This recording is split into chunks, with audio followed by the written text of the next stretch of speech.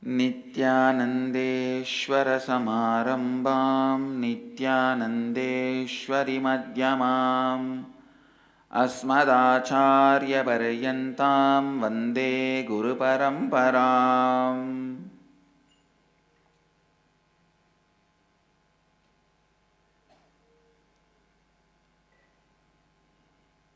I welcome all the devotees, disciples, Samajis, Satsangis, Sri Mahants, Mahants, Tanidars, Kotaris, sitting with us through Nityananda TV, Sadhana TV, two-way video conferencing, having Nayana Diksha all over the world. The city is sitting with us through two-way video conferencing, having Nayana Diksha. Seattle Chidambaram Temple, Houston Kalahasti Adinam, Ohio Prayag Temple, Hyderabad Gupta Kashi, Oklahoma Somanatham, Los Angeles Peetam, St. Louis Tirumala Adinam, Los Angeles Hollywood, Jorpatti Nepal, Colombo Sri Lanka, Hong Kong Sirgari, Dubai Guadalupe Rameshwaram, San Jose Madurai, Amersfoort Netherlands Rajapalayam Adinam, Kuala Lumpur Palani Adinam, Baroda Dhyanapeetam, Tiruvannamalai Adinam, Hyderabad Gupta Kashi, Hyderabad Peetam, Singapore, Singapuram, Toronto Adinam, Oman Sivagangai, Kathmandu, Nepal, Toronto Kailaya Adinam.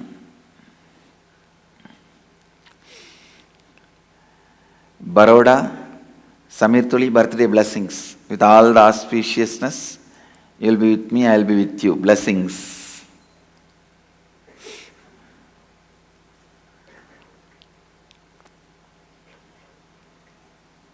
I am just full of temples. Temples. Especially Cambodia temples.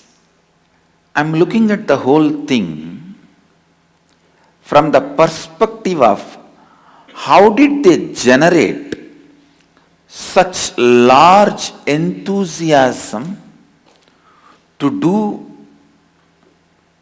a one-pointed action. Please understand, Hinduism is a religion which always gave place and space for debates, arguments, different concepts, ideologies. Please understand, I am using the word specifically. Place and space means Hindu kings always gave a place for other religious people, other thought trend, other philosophies, other thinking, everything to flourish. We always had a place. Our kings always gave the place and even the space. Please understand, whoever can lead us to a more enlightened life, deeper clarity, higher experience, we followed them. That is the beauty of this great tradition. That is why this tradition was never behind an organization or an infrastructure. It was behind charismatic beings. People ask me sometimes, Swamiji, why do Hinduism only produce so many incarnations? Because the need. Please understand, in Hinduism you can never shine, you can never have a followers, you can never people listening to you just because you are head of a mutt, monastery or an infrastructure, organization. You need charisma. The need naturally makes beings to expand to the unimaginable level of enlightenment. If you have to guide people in Hinduism, it is your ability to lead them to the higher experience, that is important.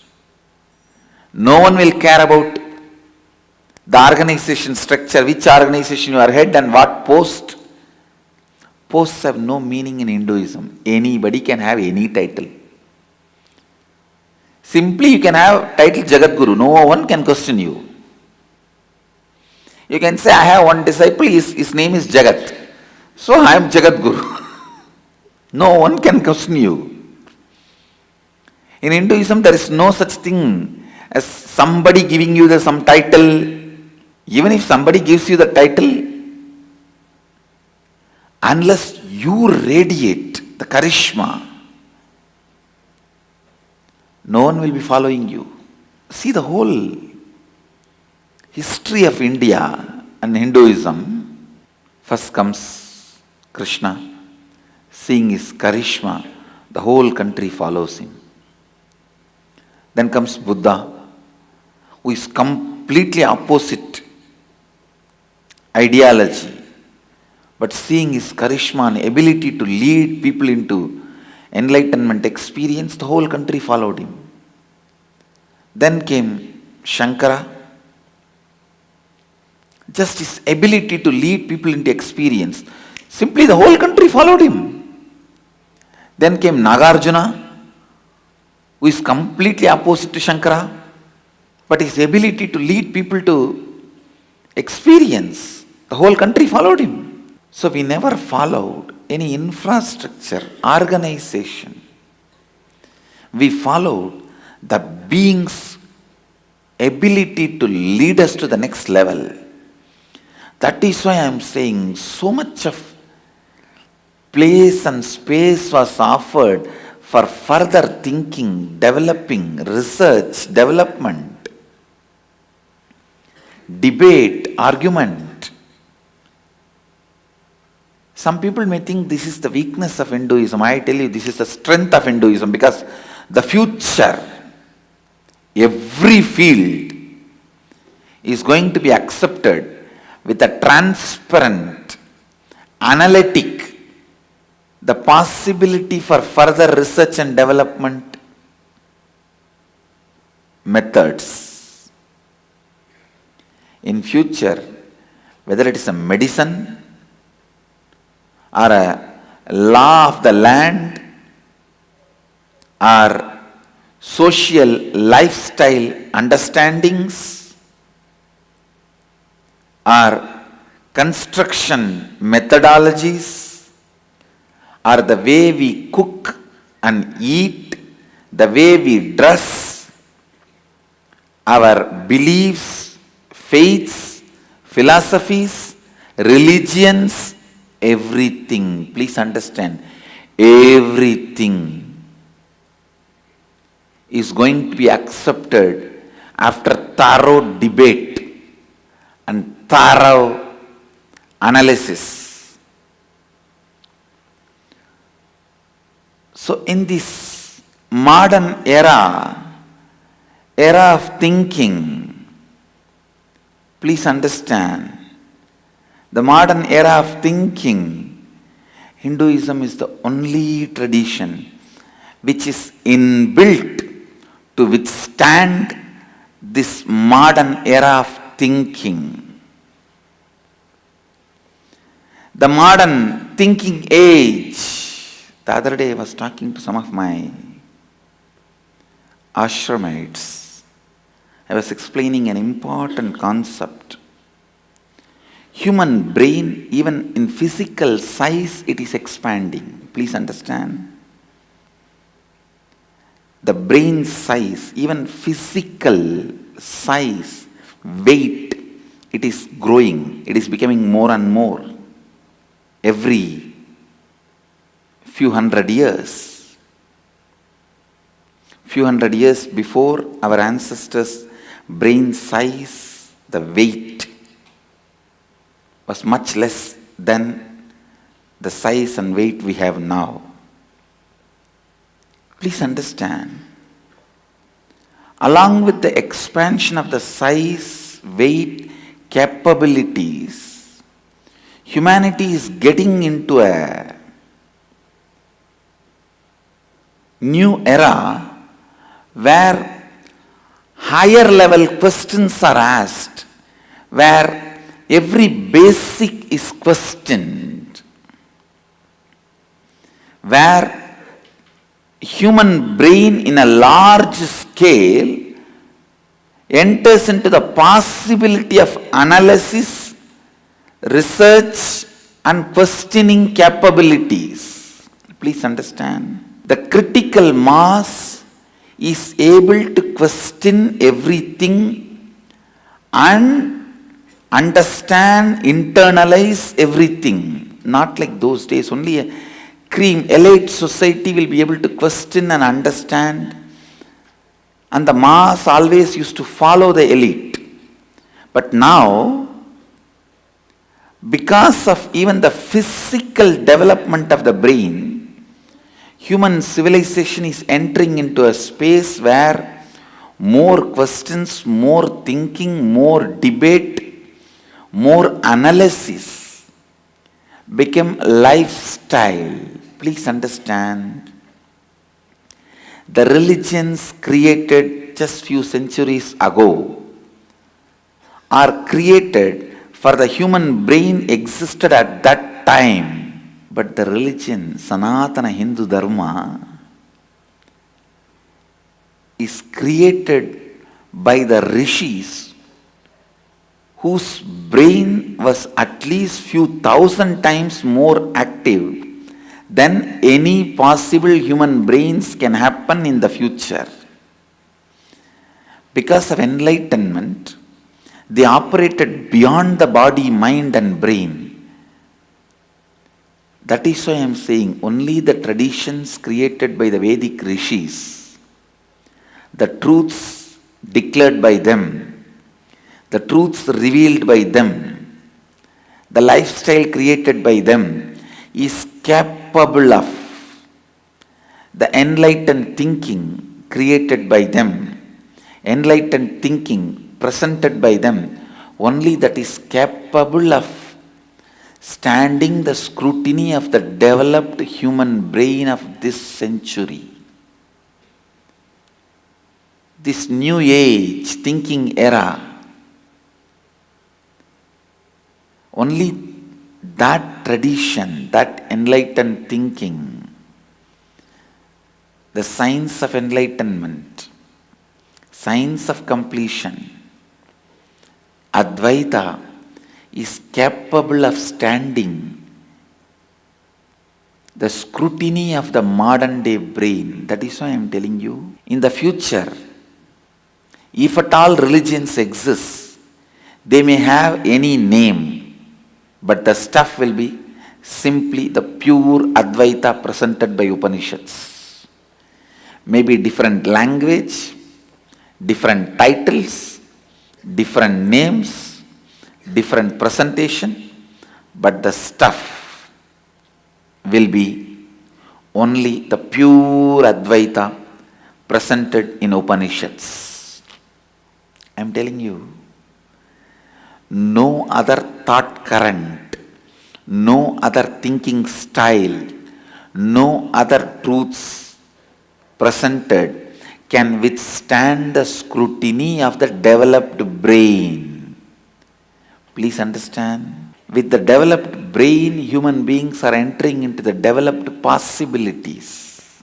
The place for various debates, research, development is the unique contribution and unique component belongs to only Hinduism, Hindu tradition.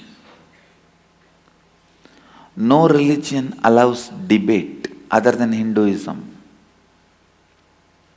No religion allows research and development other than Hinduism. Hinduism is a religion encourages logic.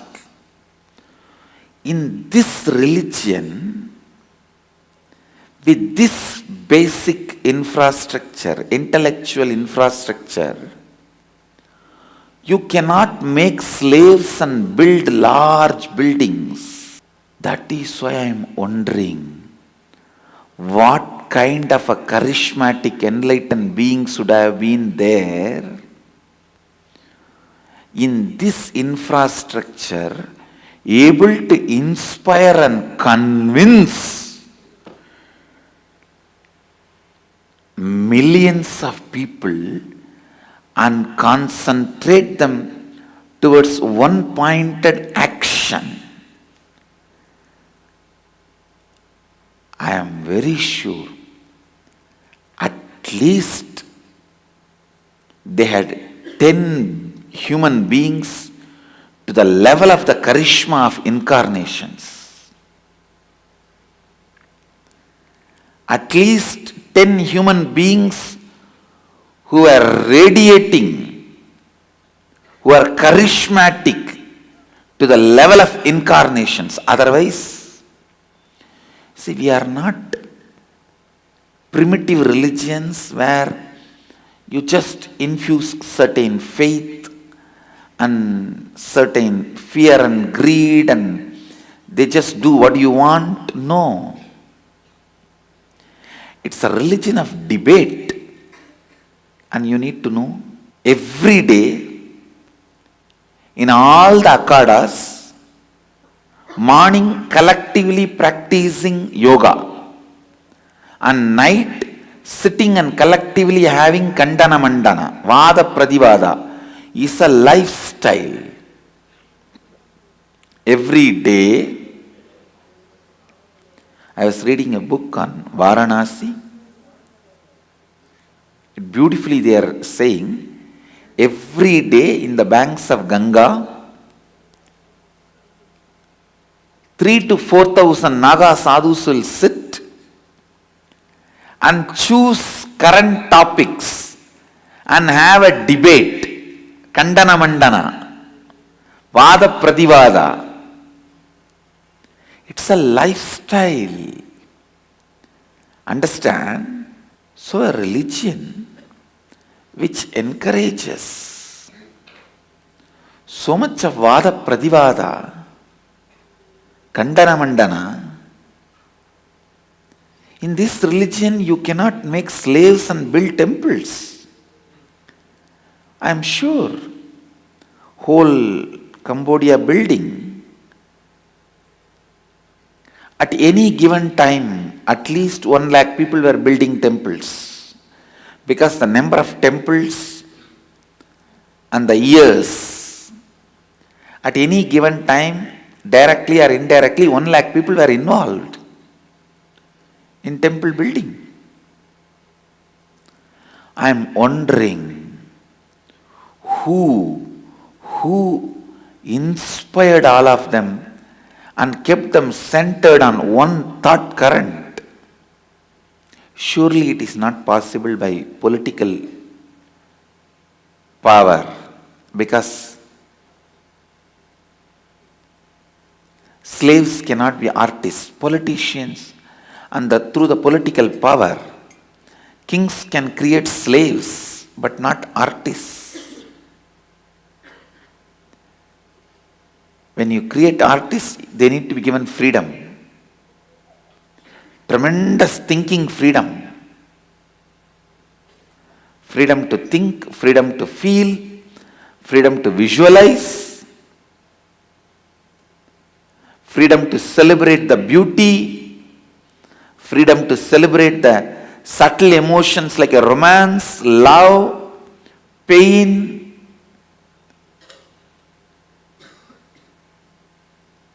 Slaves don't even experience pain. Understand, that's the truth. They become insensitive even to pain. It's only artists experience the subtle emotions of life, which are fulfilling. Subtle emotions of life, only people who experience subtle emotions of life can be artists. Only people who experience the higher awakening like Kundalini Shakti can be spiritual artists.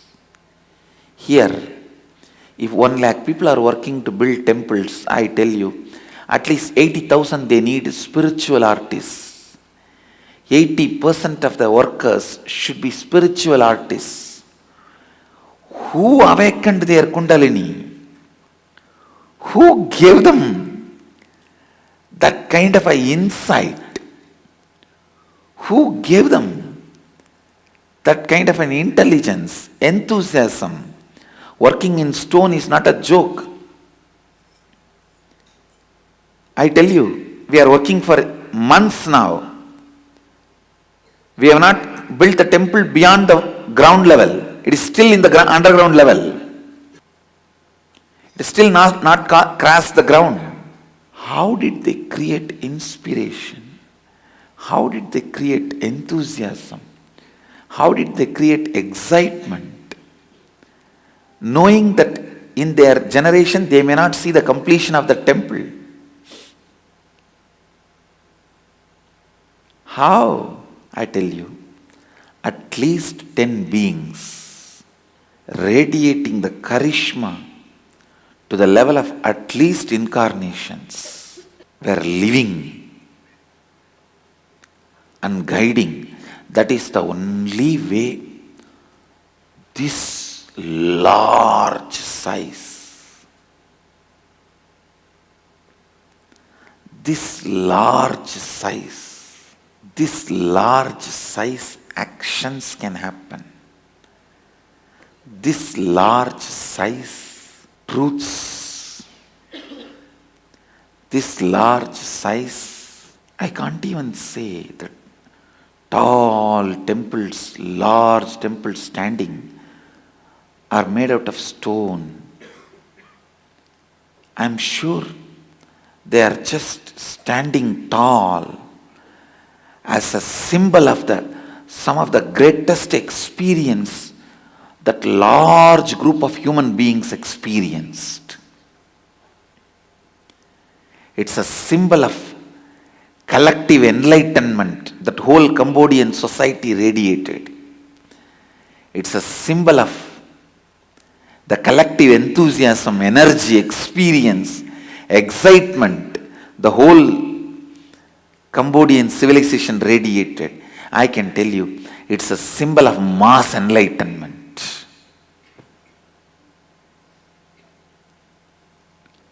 Literally 1 lakh people constantly meditating on Mahadeva only can give them that kind of an inspiration to do such monumental physical work. See, when you need to just sit and think and no physical pain, you will not question the ideology about which you are thinking. But when you need to physically move your body and muscles are paining every night, you are tired and you see your friends and family are dying because of the stone dust settling, and even then you continue to work, then you must be thoroughly, experientially convinced about the whole ideology for which you are living. And an important thing, this whole structure can never be built by forcing somebody, making somebody a slave, because so much of art,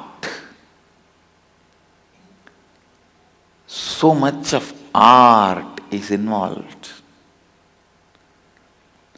So much of synchronizing, so much of synergy, energy synchronized, intelligence synchronized is required. When I am seeing the large Trimurti deities built, it's literally they've just built a hill with a stone and then carved the whole hill. You can't build pieces by pieces and carve and assemble a face and all, because a lot of symmetry need to be done. The right side and left side and all that. They made the whole river sacred, one river bed, by carving thousands of Shivalingas on it. So the water flows on the thousands of Shivalingas and comes to you. And I am wondering, what a Advaitic experience and enlightenment they all would have radiated. Now I want to tell you one more thing. That experience does not go away when they leave the body. It stays in those temples. I'll prove to you guys. I'll awaken those temples back to life. I'll awaken whole Cambodia back to Shivoham.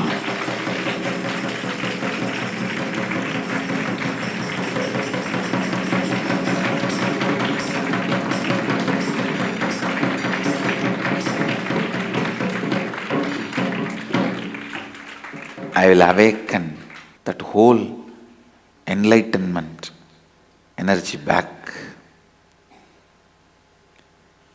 It will not only make these IA participants enlightened, the whole Cambodia will start experiencing that experience of enlightenment.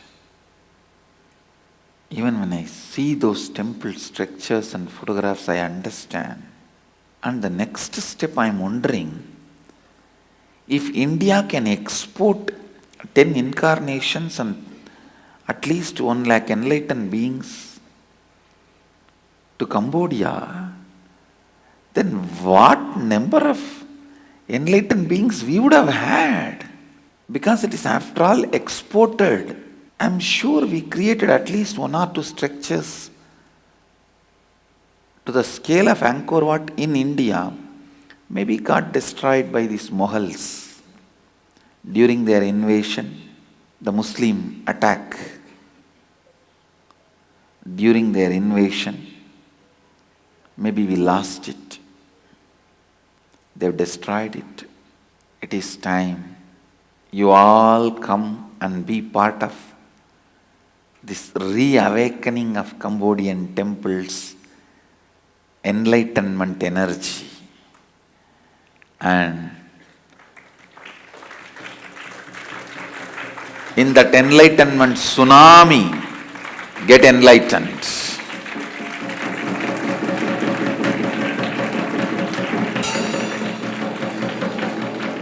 And share enlightenment with the whole world. Let's live and share enlightenment with the whole world. So I welcome all of you to come and celebrate the enlightened civilization of Cambodia and its coming back to life, its revival. My blessings to all of you. So, with this, I bless you all. Let you all radiate with integrity, authenticity, responsibility, enriching and causing eternal bliss, Nityananda. Thank you.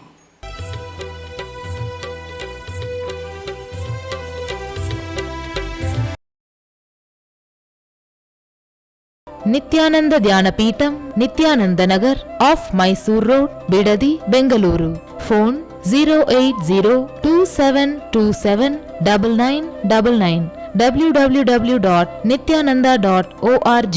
www.youtube.com/Life Bliss Foundation.